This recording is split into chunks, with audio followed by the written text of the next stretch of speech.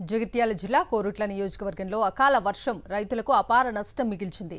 పంట చేతికి వచ్చి ధాన్యం కొనుగోలు కేంద్రాల్లో అమ్మేందుకు సిద్ధంగా ఉన్న సమయంలో భారీ వర్షం పడింది. ధాన్యం రాసులను హడావుడిగా పోగుచేసి పరదాలు కప్పేందుకు రైతులు ప్రయత్నించారు. అయినా లాభం లేకుండా పోయింది. వర్షానికి ధాన్యం మొత్తం తడిసి ముద్దైంది. తడిసిన ధాన్యాన్ని ఆరబట్టేందుకు రైతులు తీవ్రంగా శ్రమించారు. పండించిన పంట చేతికి వచ్చిన వేళ ఇలా తడిసి ముద్దవటంతో రైతులు కంటతడి పెట్టుకుంటున్నారు. మరోపక్క మామిడి పంట తెంపే దశకు వచ్చిన సమయంలో వర్షం కురవటంతో పంట మొత్తం నేలరాలింది. ఈ సంవత్సరం పూత సరిగ్గా వచ్చి మంచిగా కాత కాసింది అనుకునే లోపే ఇలా పంటంతా నేల రాలటంతో ఏడాది కూడా నష్టం చవిచూడాల్సిందేనని రైతులు బాధపడుతున్నారు. తమను ప్రభుత్వం ఆదుకోవాలంటూ కోరుతున్నారు. మామిడి ప్యాడి రైతులకు చాలా నష్టపోయారు.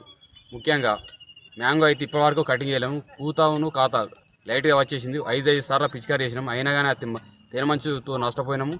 అదే మందులతో నష్టపోయినాము. అదేవిధంగా ఇప్పుడు అకాల వర్షానికి మొత్తానికి నష్టపోయినాము.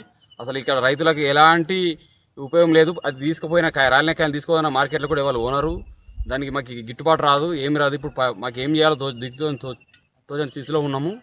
అదేవిధంగా ఇప్పుడు మా రైతులను గవర్నమెంట్ ఏ విధంగా ఆదుకొని మాకు దయచేసి సహాయం చేసి నష్టపరిహారాన్ని ఇవ్వాలి.